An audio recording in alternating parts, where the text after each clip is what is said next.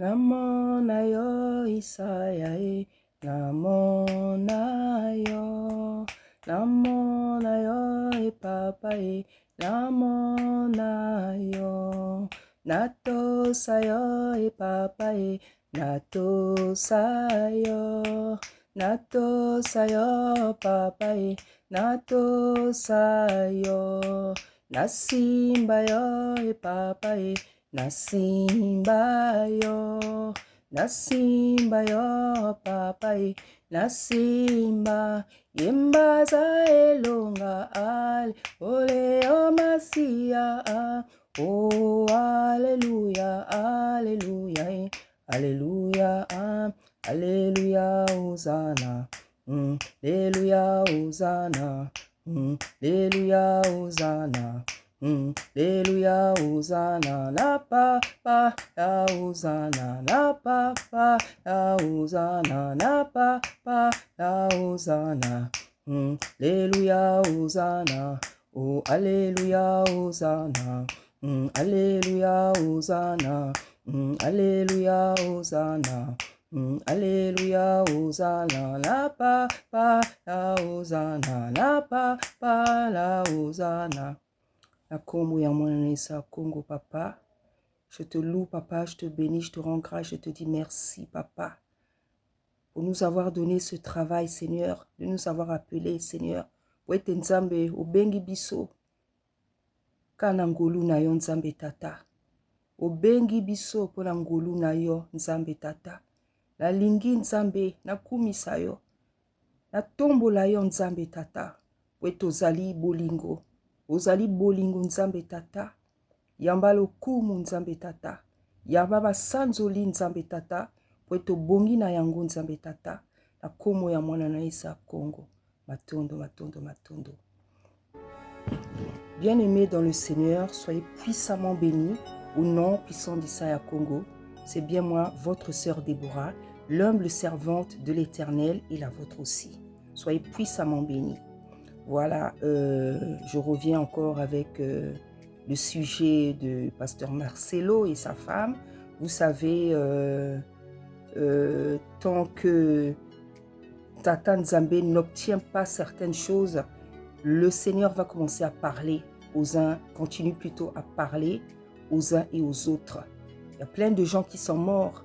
Nous avons par exemple à Kinshasa, il y a eu la mort de Marie Missamou, il y a eu la mort de Alain Moloto, ça avait fait beaucoup pleurer les gens, ça avait fait beaucoup parler, mais à un moment donné, ça s'était arrêté. Voilà, et la mort, depuis que maman Tounasi Blanche est morte là, le Seigneur ne fait que parler, le Seigneur ne fait que parler, le Seigneur ne fait que parler. Parce que Tata Nzambe n'a pas encore obtenu ce qu'il veut. Ce qu'il désire, c'est la repentance publique de son serviteur. Et comme j'avais dit dans la dernière vidéo, tant que Papa Marcelo Tounasi ne fera pas ce que Tata Nzambe attend, il n'y aura pas la paix dans cette histoire-là. Voilà pourquoi aujourd'hui je reviens. Le Seigneur est encore venu me parler. Le Seigneur est encore venu me parler. Vous savez, comme j'ai l'habitude de vous dire, moi je n'ai pas cette habitude de poser des questions à Tata Nzambe sur certaines choses, sur les gens, sur les événements. Je n'ai pas cette habitude. Pourquoi? Parce que Tata Nzambe, depuis qu'il m'a appelé, même avant qu'il m'appelle, depuis que j'étais petite, depuis que j'étais jeune, même lorsqu'il m'a appelé, en fait, il a l'habitude de me montrer des grandes choses sans que je lui pose la question. Donc, en fait, je me suis habituée avec lui comme ça. C'est Tata Nzambe, il me montre toujours tout ce qu'il veut. Lorsque je viens avec un message, c'est même pas que j'ai prié pour ça. C'est même pas que je suis allée dans sa présence. Non. C'est lui qui vient me montrer ce qu'il veut. Que ce soit des événements, que ce soit des personnes. Voilà. Donc, quand je viens avec quelque chose, c'est pas parce que je suis rentrée dans sa présence pour demander quoi que ce soit. Non. C'est lui qui me montre ce qu'il veut. Et en fait, je veux dire, ça va peut-être faire juste quelques mois maintenant que j'ai pris cette habitude de maintenant lui poser des questions. Parce qu'il m'a fait comprendre que c'est pas parce que moi j'ai l'habitude de te montrer des choses que tu ne peux pas me demander. Voilà, il m'a dit ça. Il m'a dit quand tu ne sais pas quelque chose, tu demandes. Il m'a dit, quand tu ne sais pas quelque chose, tu veux savoir quelque chose, il faut me demander, il faut que toi aussi tu pries. Voilà, donc en fait, ça fait juste quelques mois que j'ai pris cette habitude de lui poser maintenant des questions sur des sujets précis. Par exemple, sur ce genre de sujet, quand quelque chose arrive sur la toile, si je vois que, par exemple, il ne m'a rien dit, maintenant, en fait, j'ai l'habitude d'aller dans sa présence. Voilà, donc, en ce qui concerne la mort de maman Blanche Tounassi, ben, ça fait depuis quelques jours, je suis allée dans la présence du Seigneur pour lui poser des questions. Parce que je vois que cette histoire, ça ne s'arrête pas. Donc, je dis, ben, Seigneur, parle-moi aussi, parle-moi de cette maman-là, parle-moi de cette maman. C'est vrai que tout ce que j'en sais, c'est ce que je vois sur la toile. Mais toi, parle-moi, viens me parler. Seigneur, il est fidèle, il est bon, il a dit dans sa parole, invoque-moi et je te répondrai. Je te montrerai des choses cachées, des choses que tu ne connais pas. Donc, Tata Nzambe, il aime qu'on l'invoque. Hein, il aime qu'on l'invoque, il aime qu'on le cherche en fait. Il aime qu'on lui pose des questions parce qu'il a beaucoup de choses à nous dire. Il aime qu'on l'invoque. Donc, je l'ai invoqué et il m'a répondu. Voilà, donc en fait, j'ai d'abord eu une vision, après j'ai eu un songe. Donc, la vision, c'était quoi? J'ai vu maman Blanche avec une robe blanche. Je l'ai vue avec une robe blanche, mais avec un foulard sur la tête, un foulard attaché vraiment à la nigérienne en fait. Hein. Vous savez comment les Nigériens attachent les foulards là. Je vais essayer de mettre une photo. Les Nigériennes attachent les foulards et c'était un foulard en pagne. Un foulard en pagne avec des motifs. Voilà. Donc je l'ai vu avec une robe blanche, avec un foulard en pagne attaché, hein, un foulard attaché en haut comme ça, pas comme ça là, mais en haut en fait, comme les Nigériennes font souvent. C'était un foulard en pagne avec des motifs. Et après, la deuxième vision, en fait, c'était plutôt un songe. C'était un songe. Donc, en fait, je me suis rêvée. J'étais en train de prier pour la femme d'un pasteur. C'est une servante. J'étais en train de prier pour la femme d'un pasteur qui était en difficulté. C'est comme si elle commençait à mourir. Et en fait, elle me donnait la main.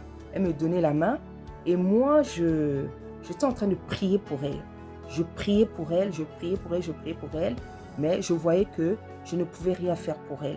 Je voyais que elle m'avait tenu la main, elle était à genoux, elle me tenait la main. Moi, je priais et je vois que je ne pouvais rien faire pour elle. Voilà. Et dans le rêve, je vois pendant que je faisais ça, dans le rêve, je vois ma mère. Et ma mère, dans le rêve, elle me dit... tu sais ce que tu es en train de faire là? Moi, j'ai rêvé ça il y a quelques jours. J'ai rêvé que tu étais en train de prier pour une servante, mais tu n'avais pas réussi à l'aider en fait. Tu n'avais pas réussi à la sauver, tu n'avais pas réussi à faire un miracle. Bien aimé, je vais vous en donner la signification. Je sais qu'il y en a qui ont compris. Je m'adresse toujours à ceux qui n'ont pas l'interprétation des songes. Voilà. Et ce que je voudrais dire, bien aimé, vous savez, hein, moi, quand je prie pour une situation, il y a toujours un résultat positif. Voilà, donc là, vraiment, dans le rêve, je voyais que il n'y avait pas de résultat positif. Et le fait que ma mère sorte maintenant en songe pour me dire que j'ai rêvé, ma mère me disait, j'ai rêvé que tu priais pour une servante, la femme d'un pasteur, mais tu n'arrivais pas à l'aider. C'est pas que je pouvais pas, mais il n'y avait pas... c'était, je n'avais pas réussi.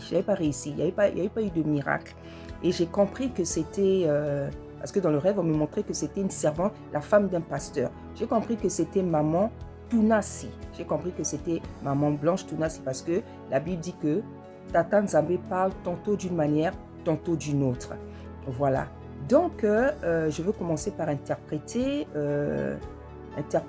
la vision. Parce que la première chose, c'était une vision. Après, c'était ce que j'avais vu, c'était un songe, mais la première chose, révélation, c'était une vision. Donc, comme je vous ai dit, j'ai vu maman Tounassi avec une robe blanche.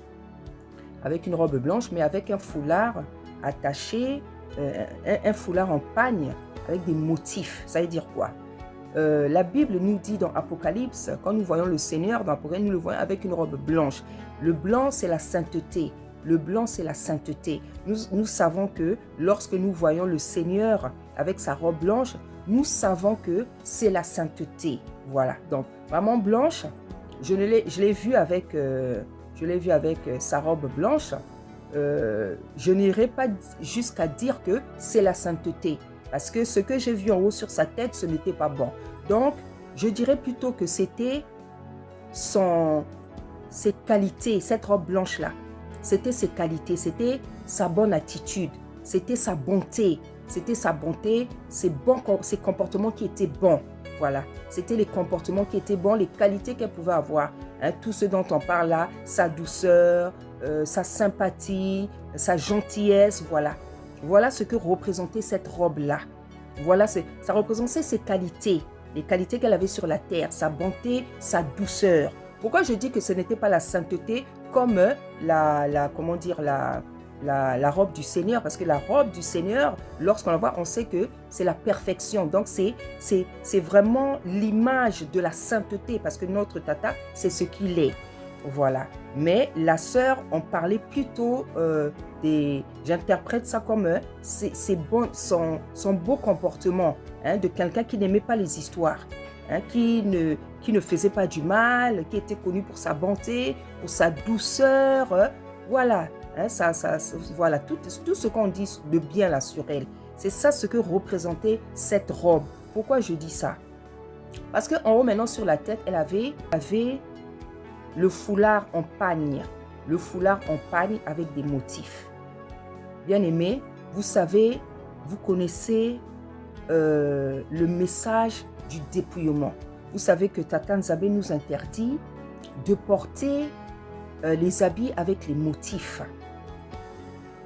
Voilà, parce qu'on m'a montré qu'elle avait un pagne sur la tête attaché, un foulard avec des... Donc, les habits avec les motifs, c'est le message du dépouillement. Donc, qu'est-ce qu'on me montrait? Vous savez, déjà, le foulard représente la soumission. Puisque dans Corinthiens, on nous dit que la femme doit porter le voile par rapport aux anges, par rapport à Tata Nzambe, au Seigneur, par rapport à son mari. Elle doit avoir sur sa tête une marque de soumission par rapport à l'autorité sous laquelle elle est. Nous avons ça dans Corinthiens, je mettrai le verset en bas. Donc le foulard, le foulard, le voile représente la soumission par rapport aux anges, représente la soumission par rapport à Tata Nzambe, par rapport à ton mari. Parce que la Bible dit que la femme doit avoir sur sa tête une marque de l'autorité dont elle dépend. Et cette autorité-là, ce signe-là, c'est le voile. Voilà. Donc le voile, le foulard représente, je dirais le voile, parce que dans la Bible, on ne parle même pas de foulard. Voilà, on parle de voile. Donc, ça représente la soumission. Donc, elle avait un foulard en pagne. Donc, ça veut dire que déjà, ce n'était pas le bon tissu qu'elle avait sur la tête. Et ce n'était pas la bonne chose, parce que dans la Bible, on ne nous parle pas de foulard, on nous parle de voile. Donc déjà, nous voyons qu'à ce niveau, il y a le manque de soumission par rapport à la parole. Il y a le manque de soumission par rapport à la parole. Il y a le défaut de la pratique biblique, de la pratique de l'écriture. Parce que la Bible nous dit que nous devons porter un voile. Dans la Bible, on ne parle pas de foulard, on parle de voile. Donc on montre déjà donc ces carences-là. Donc c'est la carence de la désobéissance et du manque de soumission. La désobéissance par rapport à la parole. La désobéissance par rapport à la parole. La désobéissance par rapport à Tata Nzambe. Voilà. Et pourquoi on m'a montré un pagne avec les motifs? Là, maintenant, ça nous parle du dépouillement. La sœur blanche, elle était gentille. Elle était gracieuse. Elle était belle. Elle était douce. Elle était gentille. Je pense que c'est une personne qui n'était pas dans des disputes. Tout ça, elle avait toutes ses belles capacités, ses belles qualités, elle avait ses vertus, mais elle n'obéissait pas à la parole. Elle n'obéissait pas à la parole et elle ne pratiquait pas aussi le dépouillement. Parce que je pense que je n'ai pas besoin vous tous, vous savez comment maman s'habillait, les mèches, les maquillages, je ne veux pas trop rentrer dans les détails, mais nous pouvons voir à première vue que maman Blanche ne pratiquait pas le dépouillement. Voilà, donc voilà ce que signifie cette première vision, l'explication que je peux en donner, c'est ça, donc le voile représente le fait que ce n'était pas le voile mais un foulard. Donc, ça veut dire qu'il y avait déjà le fait de ne pas bien pratiquer la parole. Parce que la parole ne nous demande pas de porter des foulards. La parole nous demande de porter, Tata Nzambe nous demande de porter le voile. Voilà. Et le fait que c'était un pan, il y avait des motifs. Vous savez que Tata Nzambe nous interdit les habits avec les motifs. Donc, c'est le message du dépouillement. Donc, Maman Blanche, à première vue, nous le voyons tout, n'était pas dans le dépouillement. Voilà. Donc, la deuxième vision, l'interprétation, c'est quoi? L'interprétation, c'est que, parce que moi, dans la vidéo, la dernière vidéo que j'ai faite, je disais que, oui, le pasteur, on peut ressusciter. Effectivement, on peut ressusciter. On peut ressusciter. On peut ressusciter. Voilà, nous avons déjà ressuscité. Il y en a qui ressuscitent. Il y en a qui ont le don de résurrection. Effectivement, comme l'a dit son mari, je l'ai dit aussi dans la vidéo, si ce n'est pas la volonté de Tata Nzambe, ça ne va pas se faire. Si c'est sa volonté, ça va se faire. Voilà, donc en fait, on me montrait que je ne pouvais rien faire pour elle parce que Tata Nzambe avait déjà pris la décision de la reprendre. Il savait qu'il allait la prendre. Voilà, c'est pour ça que je ne pouvais pas l'aider en fait. Je ne pouvais pas l'aider. Voilà. Donc, voilà ce que veut dire le deuxième songe. Et ce qui est bien, c'est que nous voyons que Tata Nzambe, lorsqu'elle invoque, il répond précisément. Il répond précisément. Voilà. Donc, voilà donc ce que je peux dire. Maman n'avait pas l'obéissance par rapport à la parole et maman ne pratiquait pas aussi. Elle ne se dépouillait pas. C'était pas une femme qui était dépouillée. Or, c'est ce que la Bible nous demande.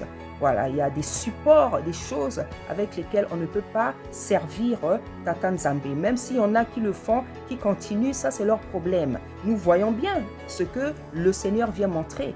Hein, il y en a qui continuent à servir le Seigneur avec des mèches, avec des maquillages, avec des faux ongles. Vous estimez que ce n'est pas grave. Mais Tata Nzambe, lorsque les gens s'en vont, il vient montrer que non, moi je n'aimais pas ça. Donc si vous avez envie de continuer à servir, les servantes qui sont servantes, qui continuent à servir Tata Nzambe avec des mèches, avec des maquillages, des faux ongles, des faux cils, ça c'est votre problème. Ça c'est votre problème. Voilà, moi je n'avais rien contre la servante de Tata. Je l'aimais beaucoup, je ne la connaissais pas. Mais comme j'ai dit, j'appréciais le personnage parce que voilà, elle semblait douce, gentille, tout ça, toutes ces choses. Et je pense que c'était le cas. Voilà. Hein, c'était le cas, c'était pas une personne à problème. Je pense pas que c'était une personne à problème. C'est pour ça que voilà, son mari, il a vanté tout le temps. Il vantait ses qualités parce que il avait trouvé une femme douce, comme on dit. Voilà. Ce que je veux dire, ben non, en troisième, c'est que ce que Tata Nzambe m'a montré, parce que les gens vont dire, oui, voilà, hein, tu vois, maintenant Dieu t'a montré que la résurrection, ça ne se fait pas quand on veut. Oui, le Seigneur m'a montré que je ne pouvais rien faire. Donc le Seigneur, c'est une manière à Tata Nzambe de venir nous montrer que, comment dire, le fait qu'il ne l'ait pas ressuscité était déjà dans son plan. Donc il savait qu'il allait la reprendre. Mais ce que je voudrais dire que ce songe-là, cette réponse ne vient pas blanchir le pasteur Marcelo Tunasi. Ça ne vient pas le blanchir. Ça ne vient pas le blanchir. Parce que les gens vont peut-être se dire, oui, ben voilà, Dieu t'a répondu. Oui, le Seigneur m'a répondu parce que je l'ai invoqué. Parce qu'à chaque fois que je l'invoque, il me répond. Mais cette réponse ne blanchit pas le pasteur. Voilà, le pasteur, il est dans une situation où Tata Nzambe attend qu'il confesse publiquement ce qu'il allait faire de l'autre côté. Voilà, parce que j'avais eu cette vision 2 mois, je crois, où je l'ai vu avec une chemise.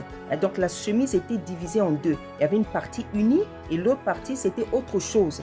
Voilà, donc parce qu'il allait mettre le pied lui-même, il sait où. Et ce que Tata Nzambe attend du pasteur Marcelo, c'est qu'il vienne confesser publiquement ce qu'il allait faire là-bas, ce qu'il a fait. Voilà, parce que j'ai expliqué aussi pourquoi il y a des gens avec qui Tata Nzambe exige la repentance publique. C'est ce que Tata Nzambe attend du pasteur Marcelo. Et tant que le pasteur Marcelo ne fera pas ça, ne fera pas une confession, une repentance publique, tous les jours, Tata Nzambe va seulement parler de Blanche. Tous les jours, Tata Nzambe viendra nous parler. On va voir Blanche sortir avec des messages, ceci, cela. Ce qui devient terrible, ce qui devient même comme une pression. Parce que je pense que c'est certainement pas agréable pour les enfants, pour le pasteur. Tous les jours que les gens sortent avec des nouvelles révélations, c'est le Seigneur lui-même qui fait ça. C'est le Seigneur lui-même qui fait ça. Parce que le pasteur Marcelo, il n'a pas encore confessé publiquement. Voilà précisément ce que Tata Nzambe attend de votre part, pasteur Marcelo, c'est que vous fassiez une repentance publique. Et puis l'autre chose que je voulais dire, c'est quoi? Il y a des gens qui disent, oui, c'est vrai, elle savait qu'elle devait mourir. Elle savait qu'elle devait mourir. Elle savait qu'elle devait mourir. Je vais vous expliquer quelque chose.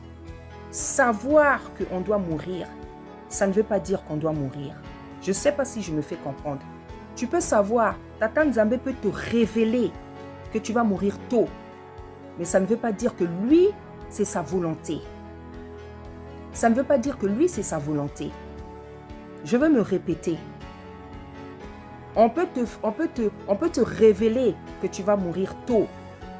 Ça ne veut pas automatiquement dire que c'est la volonté de Tata Nzambe. Le Seigneur le lui a révélé un jour. Pourquoi? Parce qu'il savait qu'il allait la reprendre. Et la reprise, pourquoi? À cause de ses péchés à elle. Ce sont ces péchés qui ont fait qu'elle a été reprise rapidement. Ce n'est pas que Tata Nzambe voulait qu'elle meure. Pas du tout. Hein? Quand on dit que oui, elle savait qu'elle devait mourir, ça ne veut pas dire que comment Tata Nzambe voulait qu'elle meure. Comment Tata Nzambe voudra qu'une femme qui a 4 enfants laisse ses enfants? La Bible nous dit que pour les plus forts, ils vont vivre jusqu'à 70 ans. Et pour les plus faibles, ils vont vivre jusqu'à 70 ans. Et pour les plus forts, ils vont vivre jusqu'à 120 ans. Mourir à 40 ans, mourir à 50 ans, mourir à 60 ans, ce n'est pas des bonnes choses. Ce n'est pas des bonnes choses. Parce que même jusqu'à 80 ans, il y a des gens qui sont forts. Hein? Si quelqu'un atteint au moins 80 ans, c'est bon. Même jusqu'à 70 ans, une personne est forte. C'est pour ça qu'on dit dans la Bible, pour les plus faibles, ils mourront à 70 ans. Mais mourir avant 70 ans, là, 60 ans, 50 ans, 40 ans, 30 ans, c'est pas bon. C'est des malédictions. Ce n'est pas bon du tout. La volonté de Tata Nzambe n'est pas que quelqu'un meure à 30 ans, à 20 ans. Non, pas du tout. Il a dit dans sa parole, il a dit, pour les plus faibles, ils vont mourir à 70 ans et pour les plus forts, à 120 ans. Vous pensez que, comment dire, une femme qui a mis 4 enfants au monde là, elle avait envie de mourir, quand on lui a dit qu'elle allait mourir tôt, comme on nous a dit, je ne sais pas, elle ne savait peut-être pas pourquoi. Mais vous pensez qu'elle était heureuse de savoir qu'un jour, elle allait laisser 4 enfants? Pourquoi là maintenant dans les révélations, on est en train de la voir, elle est en train de dire, oh, Boba Telaba Nalangai, veillez à mes enfants. Hein? C'est qu'elle aimait ses enfants. Elle aimait ses enfants. Elle a le souci, même là où elle a le souci de ses enfants.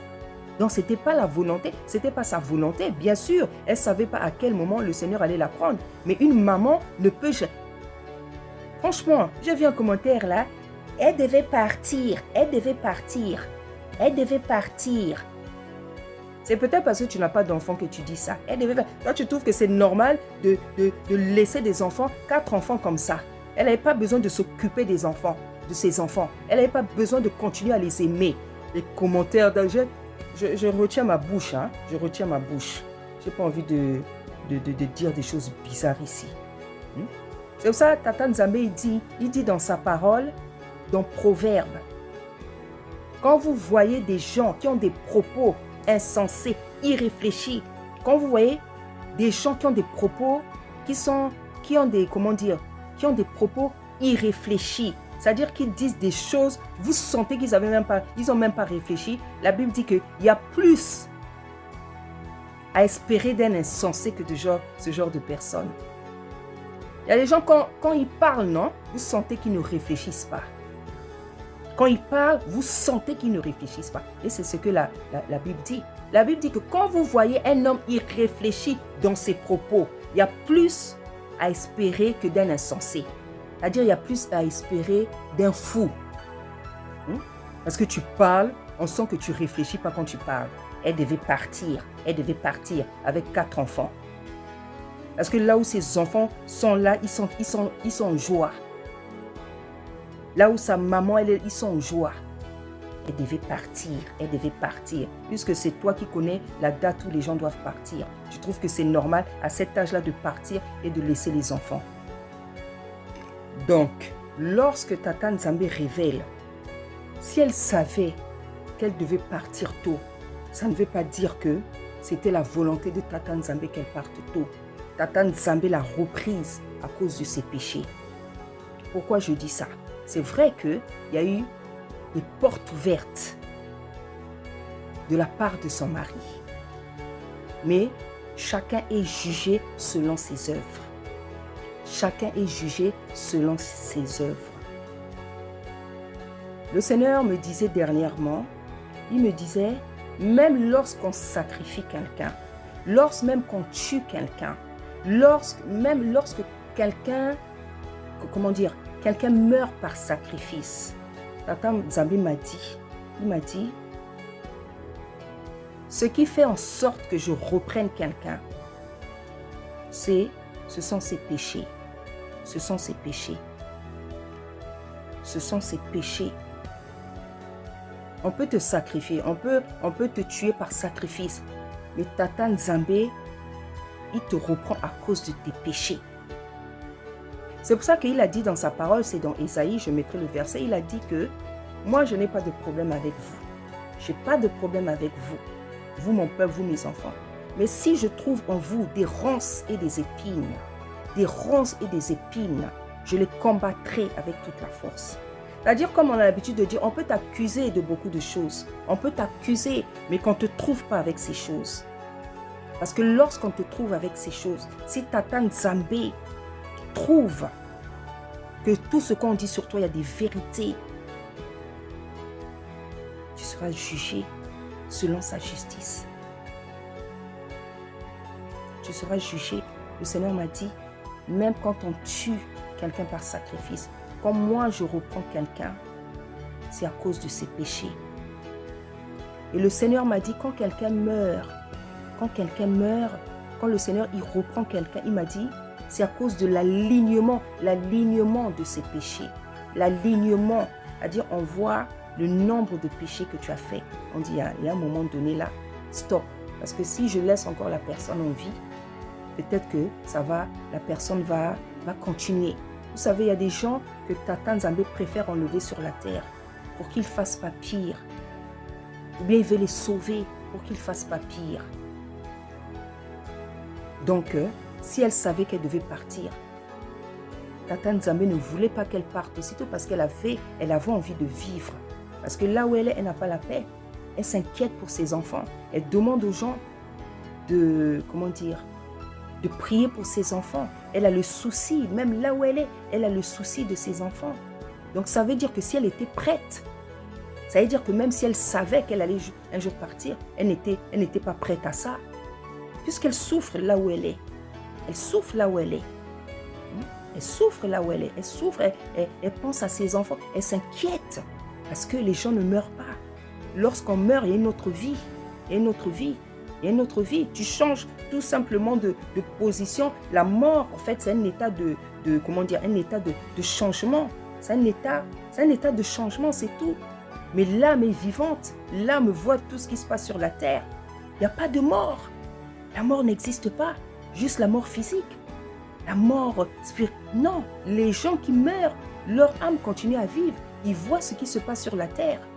Ils voient ce qui se passe sur la terre. C'est pour ça que nous pouvons voir l'histoire de Lazare et du riche, du pauvre Lazare et du riche, comment il est en train de lui parler. Pour dire, dis à ma famille ceci, cela, qu'ils arrêtent de pécher, qu'ils ne pêchent pas parce que voilà, là où moi je me retrouve. Donc l'âme ne meurt pas. Elle continue. C'est un changement d'état. C'est tout. C'est un changement. Tu passes d'un état physique à un état spirituel. Mais il voit tout ce qui se passe sur la terre.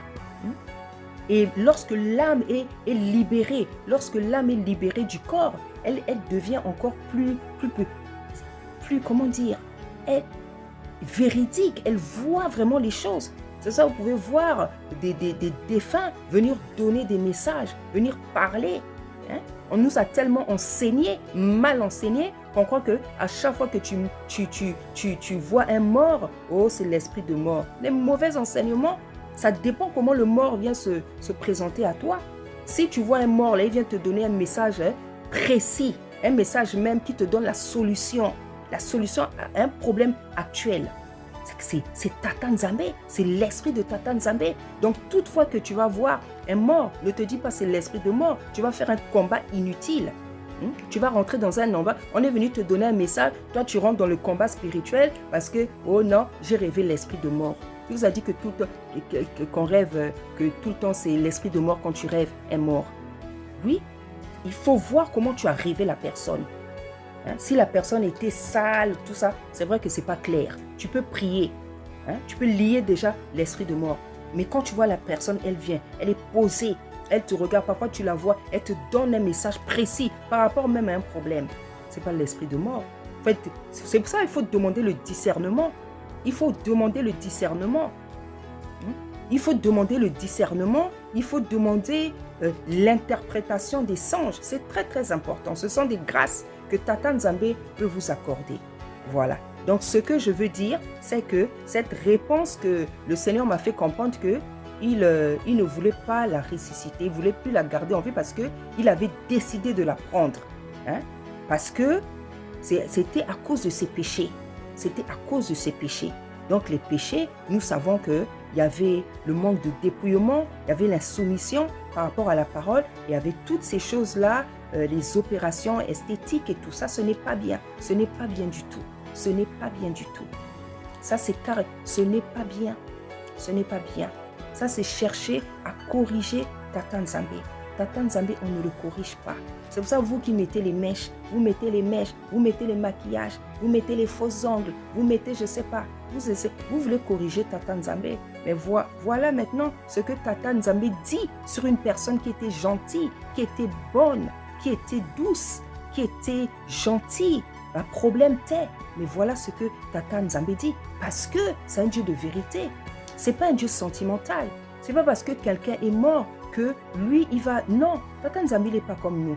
Lorsque quelqu'un mort sur la terre, toutes les personnes deviennent bonnes quand elles sont mortes. Mais Tata Nzambe, même si tu es parti, la vérité, il va toujours la dire. Et il utilise ses instruments. Parce que la Bible dit que rien de ce qui est caché restera caché. Donc maintenant que Maman Blanche n'est plus là, Tata Nzambe commence à faire sortir des choses sur elle que nous ne savions pas. C'est pour ça qu'il dit dans sa parole, il dit, rien de ce qui est caché, rien de ce qui est caché restera caché. C'est pour ça, bien-aimés, évertuons-nous, abandonnez le mal, arrêtez le péché. Parce que le jour que tu ne seras pas là, et parfois même, Tata Nzambe ne va pas attendre que tu meurs. Si tu es dans l'hypocrisie, Tata Nzambe va toujours t'afficher. Il va toujours t'afficher. Parce que quand tu es dans l'hypocrisie, tu veux te faire passer pour la personne que tu n'es pas. C'est l'hypocrisie. Il va t'afficher. Parce qu'il n'aime pas l'hypocrisie. Et c'est pour ça qu'il a dit que les hypocrites n'hériteront pas le royaume des cieux. Il faut te montrer tel que tu es. Il faut te montrer tel que tu es dans la vie. Montrons-nous tel que nous sommes. Ça sert de te faire passer pour ça ou ça alors que tu ne l'es pas. Montrons-nous tel que nous sommes. Montrons-nous tel que nous sommes. Donc voilà, Tata Nzambe, la sœur, Tata Nzambe ne pouvait pas écouter la prière du pasteur Marcelo parce que Tata Nzambe, ça c'est la conclusion maintenant. Tata Nzambe avait déjà pris la décision de la reprendre. La reprendre pourquoi? À cause de ses péchés. De ses péchés. Et le péché par lequel elle est partie, c'est le péché de vouloir corriger Tata Nzambe. Donc les opérations que Maman Blanche pouvait faire, manifestement des opérations multiples. C'est très très dangereux. C'est très très très dangereux. Non seulement c'est mal parce que vous essayez de corriger Tata Nzambe et c'est dangereux. Donc Tata Nzambe, il a emporté avec son dernier péché. Il a emporté comment dire, par ce péché-là. Parce qu'il n'approuvait pas ça. Parce qu'elle essayait, elle voulait changer, corriger Tata Nzambe. Il est Tata Nzambe. Il est Tata Nzambe. Pourtant, Maman Grâce, Maman Blanche était si belle. Si belle, si belle. Je ne comprends pas pourquoi une belle femme comme ça cherchait encore à arranger. Je ne comprends pas. Franchement, je ne comprends pas. Elle était tellement belle. Je ne comprends pas, je ne comprends pas. Je ne comprends pas. Donc, je disais donc, voilà les réponses de Tata Nzambe. Et je répète encore que ça ne blanchit pas. Cette réponse ne blanchit pas le pasteur Marcelo Tounassi. Tata Nzambe attend de ta part que tu confesses publiquement, tu fasses une repentance publique. Tant que, papa Marcelo, tu ne fais pas cette repentance publique, les révélations vont continuer à sortir. Les révélations vont continuer à sortir. Merci. Soyez puissamment bénis. Au nom puissant du Saint-Esprit. Merci.